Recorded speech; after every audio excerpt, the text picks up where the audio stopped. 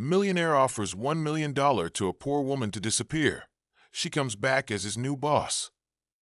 The millionaire slides the check across the marble table, his manicured fingers barely touching the paper. $1 million. More money than cleaning lady Sarah Mitchell has ever seen in her life. But the price attached to it makes her stomach turn. Take the money and disappear. CEO Marcus Wellington says coldly. Never contact my son again. Never tell him you're pregnant. Never exist in his world. Sarah stares at the check, her uniform still damp with sweat from scrubbing his office floors. She's 19, pregnant and desperate, but something in his arrogant smile tells her this moment will define the rest of her life. The silence stretches between them like a chasm. Outside the floor-to-ceiling windows, the city sprawls beneath them, millions of people going about their lives, while Sarah's entire future hangs in the balance. Hashtag Act 1. Sarah's hands shake as she picks up the check. The numbers seem impossible. $1 million to walk away from the man she loves. $1 million to pretend her unborn child doesn't exist. $1 million to disappear like she never mattered. Your son loves me, she whispers. Marcus Wellington laughs, the sound echoing through his penthouse office. Love? My dear girl, you're a cleaning lady. Daniel is heir to $1 billion empire. You think this is some fairy tale. Sarah thinks about Daniel, the way he looked at her when she was cleaning his apartment at Harvard, the way he held her hand and promised they would be together forever, the way he said he didn't care about his father's money or expectations, the way he made her feel like she was worth something. He'll choose me over your money. Will he? Marcus opens his laptop and turns it toward her. On the screen is a video of Daniel at a charity gala, his arm around a blonde woman in a designer dress. This is Victoria Ashford, Senator's daughter. They announced their engagement last night. Sarah's world tilts. The video shows Daniel kissing Victoria, smiling for cameras, looking perfectly happy. The date stamp shows it was filmed 3 days ago. 3 days after he told Sarah he loved her. 3 days after they made love in his apartment while she was supposed to be cleaning. He doesn't know about the baby yet, Marcus continues. And he never will. Unless you want to be the poor woman who destroyed his bright future. Sarah's throat closes. She thinks about her mother's medical bills, her father's unemployment, her family's crumbling house that needs a new roof before winter. The money could save them all. But taking it would mean admitting that Daniel never really loved her. I need time to think. You have 5 minutes. Marcus checks his gold watch. After that, I call security and have you arrested for trespassing. Your choice, Miss Mitchell. The threat hangs in the air like poison. Sarah knows he has the power to destroy her. She's seen what happens to people who cross the Wellington family. They disappear from jobs, get evicted from apartments, find themselves blacklisted from every decent position in the city. Marcus stands and walks to the window, his back to her. You know, Sarah, I actually admire your ambition. Getting close to my son, making him fall for you. It was a smart play. But you're out of your league here. I never tried to trap him. I love Daniel. Love doesn't pay medical bills. Love doesn't put food on the table. Love doesn't give your child the education they deserve. Marcus turns back to her. But money does all of those things. Sarah looks at the check again. The numbers blur through her tears. She thinks about her unborn child, about the life she could give them with this money, about Daniel, who apparently moved on before she even knew they were over. If I take this money, I never see Daniel again. You never existed in his world. You're a ghost, a mistake that was corrected with cash. Sarah's mind races. She thinks about her night shift at the office building, scrubbing floors and emptying trash cans. She thinks about her day job at the diner, serving coffee to people who don't see her as human. She thinks about the constant struggle, the endless worry about money. What guarantee do I have that you won't just take the money back? Marcus smiles coldly. Smart question. The money will be wired to an account in your name. Untouchable. But there are conditions. He slides a legal document across the desk. Non-disclosure agreement. You speak one word about Daniel or this family, and we own everything you'll ever have. You move out of the city within 48 hours. You never contact Daniel again. You never tell anyone about this conversation. Sarah reads the contract, her high school education barely adequate for the legal language. But she understands the essence. Take the money and disappear forever. I'll take it. Marcus smiles coldly. Smart girl. Sign here. Sarah signs her name with a trembling hand. The signature looks strange, foreign, like someone else is controlling her fingers. Each letter feels like a betrayal of everything she believed about love and family. Pleasure doing business with you, Miss Mitchell. My driver will take you home. Pack your things. I want you out of the city by tomorrow. Sarah stands on unsteady legs. She feels hollow, emptied out. The check in her hand weighs nothing, but somehow feels heavier than the world. You're a monster, she whispers. I'm a businessman, and you're a problem I just solved. Marcus returns to his desk, already dismissing her from his mind. But Sarah doesn't move. She stands there, memorizing his face, his arrogance, his casual cruelty. You think you've won, she says quietly. I know I have. We'll see about that.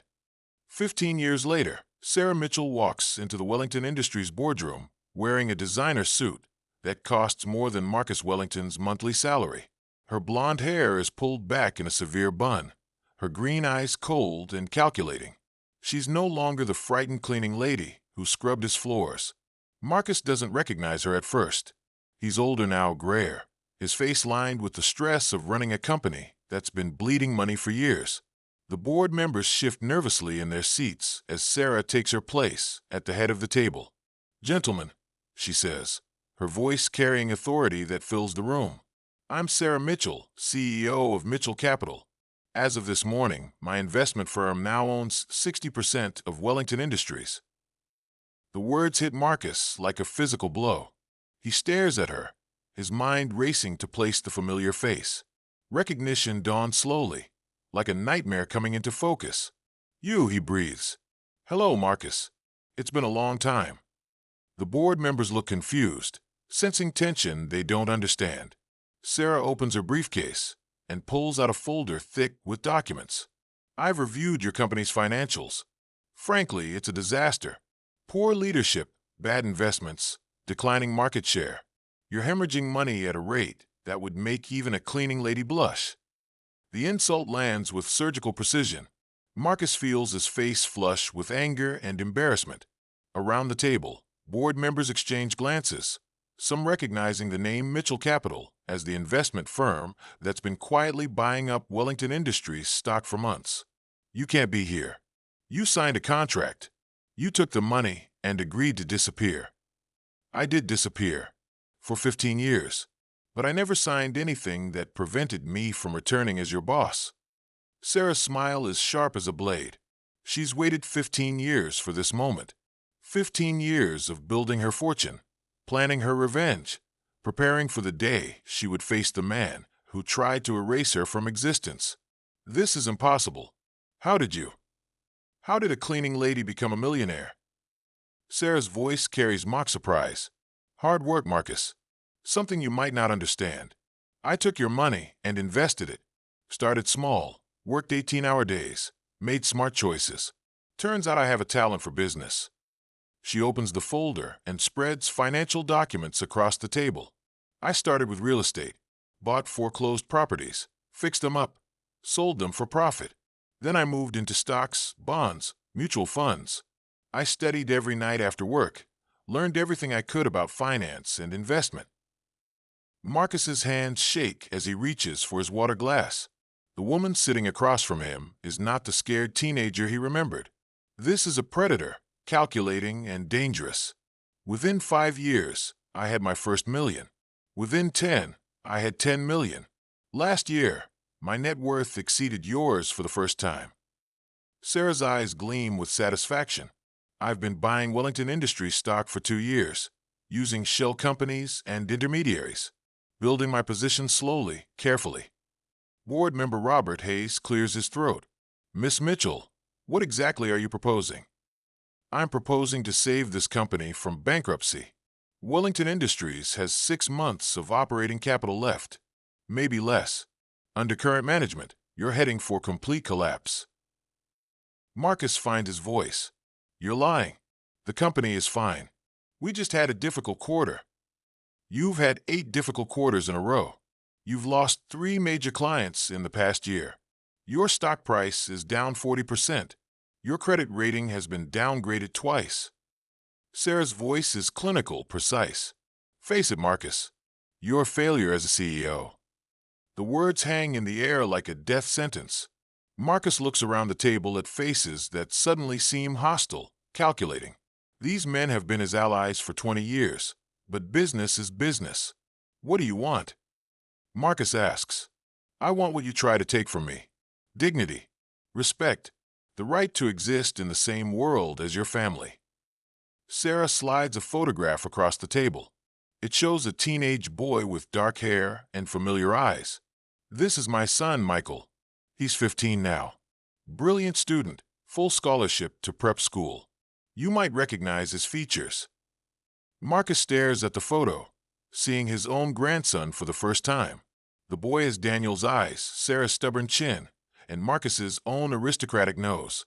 He doesn't know about his father yet, Sarah continues. But he will. Just like Daniel is going to learn, he has a son he never knew existed. You're lying. Daniel would have told me if he knew. Daniel doesn't know.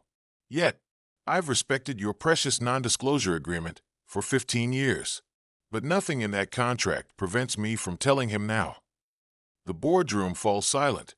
Marcus feels the weight of 15 years of secrets crushing down on him. The lies he told Daniel about Sarah disappearing. The story he created about her being a gold digger who took money and ran. The way he convinced his son that she never really loved him. You want to destroy my family. I want to save your company.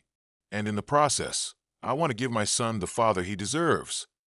Sarah stands, her presence commanding the room. Here's what's going to happen. You're going to resign as CEO. The board is going to vote me in as your replacement. And you're going to call Daniel and tell him the truth about what really happened 15 years ago. I won't do it. Then you'll lose everything. Your company will go bankrupt within 6 months. Your son will learn the truth anyway when the media gets hold of this story. And you'll have nothing left except the knowledge that your pride destroyed your family's legacy. Marcus looks around the table at the board members. He sees calculation in their faces, not loyalty. They're business people first, and Sarah's offer represents salvation for their investments. The board will never approve this. Board Chairman Robert Hayes clears his throat. Actually, Marcus, we've already had preliminary discussions with Miss Mitchell. Her track record is impressive. Wellington Industries needs new leadership. The betrayal hits Marcus like a knife between the ribs. These men have been his colleagues for 20 years, and they're ready to throw him aside for a better profit margin. You planned this, Marcus says to Sarah. This whole takeover. I plan to save a company that you've been running into the ground. The personal satisfaction is just a bonus. Sarah packs her documents back into her briefcase. I'll give you 24 hours to decide. Resign with dignity and tell Daniel the truth, or I'll destroy you publicly and tell him myself. She pauses at the door, looking back at the man who once held her entire future in his hands. By the way, Marcus, I never cashed that check. I still have it, along with the contract you made me sign. Amazing what kinds of evidence a scared 19-year-old thinks to keep. Marcus watches her leave, feeling 15 years of careful planning and control slipping away like sand through his fingers. The empire he built, the family he protected, the reputation he cultivated, all of it suddenly fragile as glass. Marcus sits in his penthouse office, staring at the city lights through floor-to-ceiling windows. The bottle of scotch on his desk is half empty, but the alcohol hasn't dulled the panic racing through his mind. In 24 hours, his world will either transform completely or collapse entirely. His phone rings. Daniel's name appears on the screen. Dad, I got your message. You said it was urgent. Son, I need to see you. Tonight. There's something I should have told you years ago. Can't it wait? Victoria and I are hosting a dinner party for the Japanese investors. No, Daniel. It can't wait. Marcus ends the call and pours another drink. He thinks about Sarah's transformation from scared teenager to powerful CEO. He wonders if he underestimated her 15 years ago, or if adversity forged her into the woman she became. An hour later, Daniel Wellington sits across from his father in the same office, where Marcus made his deal with Sarah 15 years ago. At 34, Daniel has his father's sharp features and expensive taste, but there's something hollow in his eyes that wasn't there before. "Dad, you look terrible. What's going on?" Marcus pours himself another scotch, his hands shaking. "Do you remember a girl named Sarah Mitchell?" Daniel's face changes instantly. The mention of her name brings back memories he's tried to bury for 15 years. "Sarah? Why would you ask about her?" "You loved her." "I thought I did. But she left, took money, and disappeared without a word. You told me she was just after the family fortune." Marcus closes his eyes. The lies he's told for 15 years feel like poison in his mouth. "I need to tell you what really happened. Dad, Sarah's ancient history. I'm married now. Victoria and I have a good life. You have a son." The words hang in the air like a bomb waiting to explode. Daniel's face goes white, his hands gripping the arms of his chair. "What did you say?" "Sarah was pregnant when she left. She has your son. He's 15 now." Daniel stands up so fast his chair falls backward. "That's impossible. She would have told me. I would have known. She tried to tell you, but I got to her first." Marcus reaches into his desk drawer and pulls out a folder. Inside are photographs of Michael, school records, newspaper clippings from academic competitions, evidence of a grandson he's never met. "I paid her to disappear. $1 million to walk away and never contact you again." Daniel stares at the photographs, seeing his own childhood reflected in the boy's face. The same dark hair, the same serious expression, the same intelligent eyes. "You did what?" "I was protecting you, protecting our family." "She was a cleaning lady, Daniel. She had no education, no background, no." "She was carrying my child." Daniel's voice echoes through the office. "She was the woman I loved, and you paid her to disappear." Marcus flinches at the rage in his son's voice. "You were engaged to Victoria. You had a future planned." "I was engaged to Victoria because you arranged it. I loved Sarah, and you knew it." The truth pours out like water through a broken dam. 15 years of lies, manipulation, and control. Daniel learns how his father intercepted Sarah's calls, how he spread rumors about her being a gold digger, how he convinced everyone that she had taken money and run. "She came to me that night," Marcus continues, "told me she was pregnant, said she wanted to tell you before anyone else knew. I saw an opportunity to solve a problem before it became a scandal." "A problem? My child was a problem. Your future was at stake. You were 21 years old, about to graduate from Harvard. You had your whole life ahead of you. Victoria's family connections, her social standing. None of that mattered to me. I would have chosen Sarah over all of it." Marcus realizes he's confessing to the destruction of his son's happiness. But he can't stop now. "I made her an offer she couldn't refuse. $1 million to disappear. She tried to say no at first, but when I showed her the video of your engagement to Victoria." "What video?" "The charity gala. You and Victoria announced your engagement that night. Sarah saw it. She saw you kissing Victoria, looking happy. She thought you had already moved on." Daniel's face goes pale. "I was drunk that night. Victoria's father made the announcement without asking me. I was too shocked to correct him publicly. Sarah didn't know that. She thought you had played her for a fool, used her while you were planning to marry someone else." The cruel efficiency of Marcus's plan becomes clear. He had manipulated both his son and Sarah, using their love against them to achieve his goal. "Where is she now?" Daniel demands. "She's back. She bought the company. She's going to be the new CEO." Daniel's legs give out. He sits down hard, his head in his hands. "My son. I have a son, and I've never met him. She's using the boy to get revenge on us. She's going to destroy everything we've built." Daniel looks up, his eyes blazing with fury. "You destroyed it 15 years ago when you chose to play God with my life." Marcus realizes he's lost his son. The look in Daniel's eyes is the same one Sarah had when she walked into the boardroom. Cold, calculating, and absolutely unforgiving. Daniel, please. We can fight this. We can protect the company. The company can burn. Daniel stands, his voice deadly quiet. I'm going to find my son, and then I'm going to spend the rest of my life making up for the 15 years you stole from us. What about Victoria? What about your marriage? My marriage was built on lies, just like everything else in this family. Daniel walks toward the door, then turns back one last time. You're right about one thing, Dad. Sarah is going to destroy everything we've built, and I'm going to help her do it.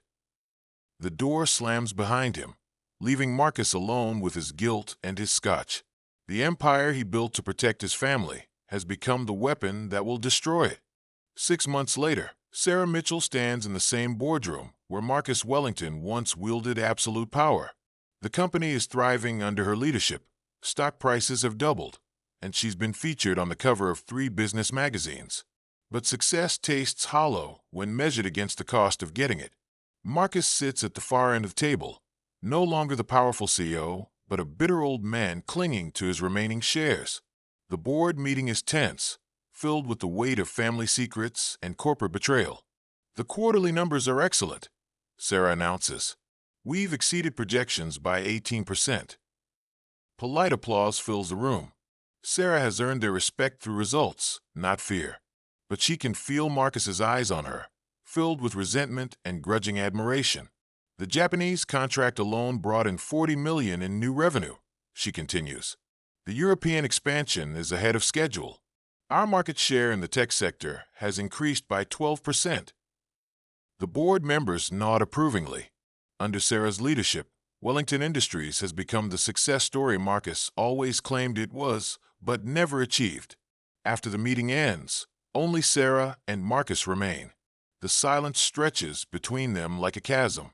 You got what you wanted, Marcus says finally. You destroyed me. You took my company. You turned my son against me. I didn't want to destroy you, Sarah replies. I wanted justice. There's a difference.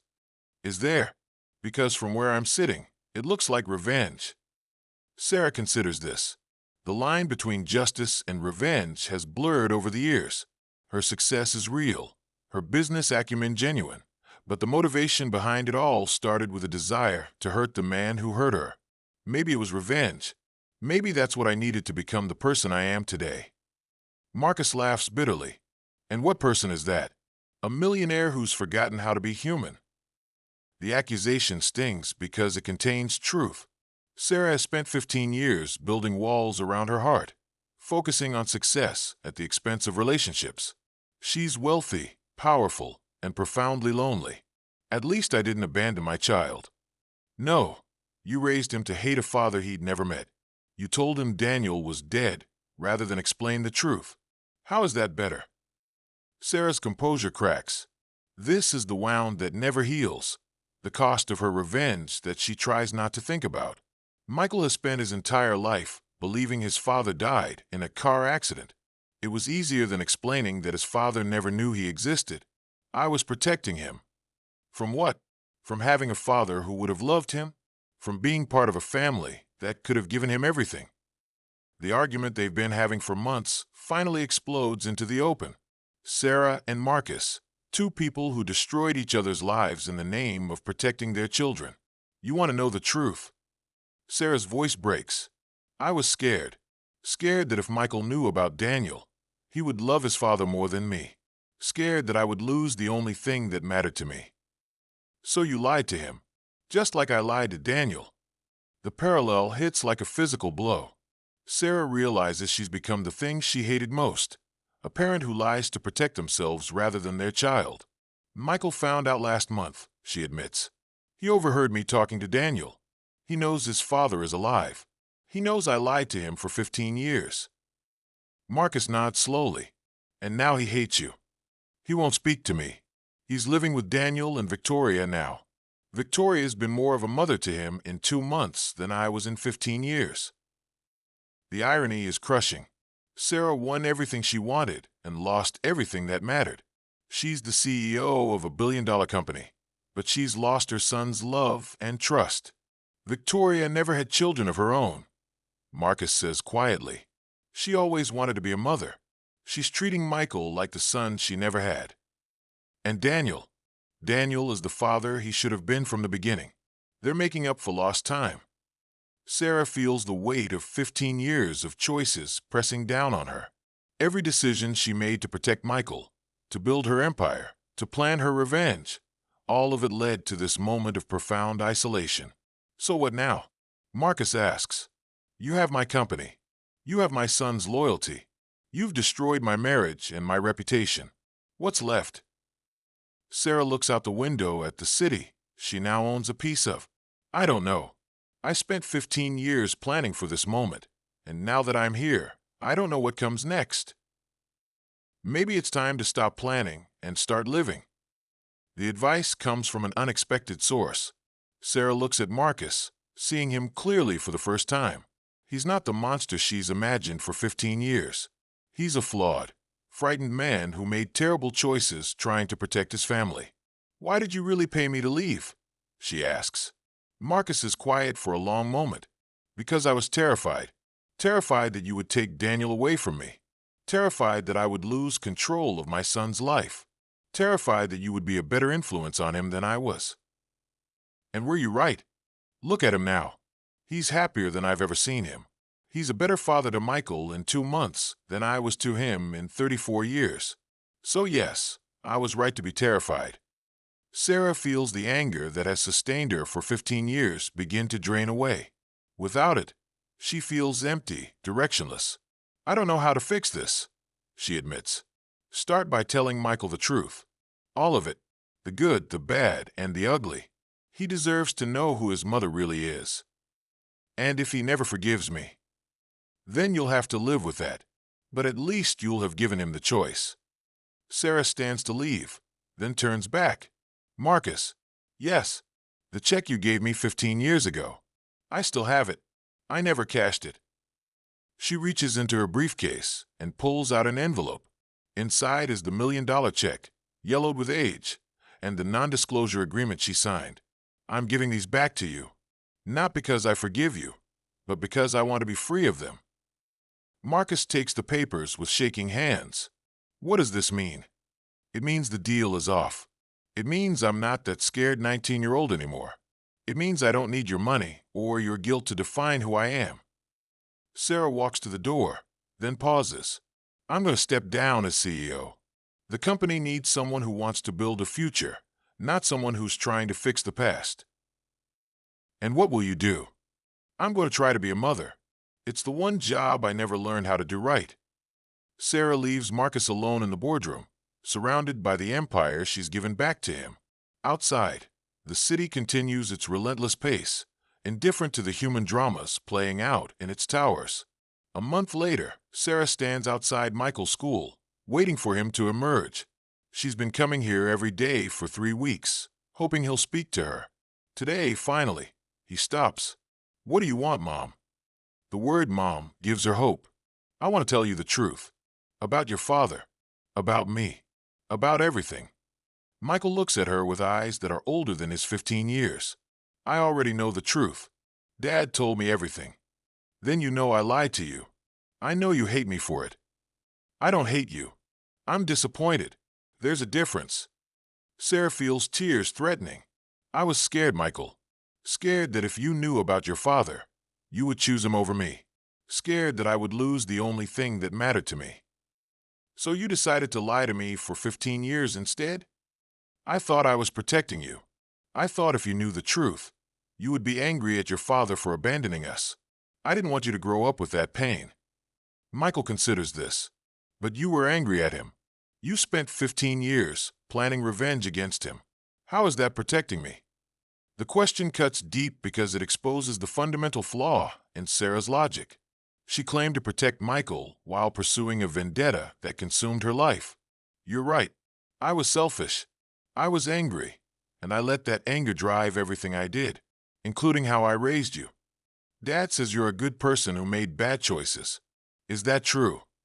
Sarah looks at her son, seeing Daniel in his features, but also seeing herself in his stubborn independence. I hope so. I want to be a good person. I want to be a better mother. Then start by not lying to me anymore. About anything. I promise. Michael nods slowly. I'm not ready to come home yet, but maybe we can have dinner sometimes. Just the two of us. I'd like that. As Michael walks away, Sarah feels something she hasn't experienced in 15 years. Hope. The empire she built, the revenge she achieved, the success she accumulated.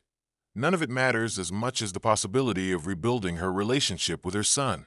The millionaire who once paid a poor woman to disappear has learned that some prices are too high to pay. And the woman who came back as his boss has discovered that revenge is a hollow victory when it costs you everything you love. Some battles are won by walking away, and sometimes the bravest thing you can do is admit you were wrong and try to make it right.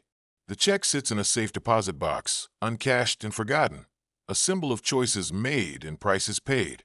Neither Sarah nor Marcus will ever cash it, but both will carry the weight of what it represents for the rest of their lives. Michael Mitchell Wellington, 15 years old and caught between two families, will eventually learn to forgive. But forgiveness, like love, cannot be bought or sold. It can only be earned through the slow, difficult work of becoming a better person. And in the end, that's the only victory that matters.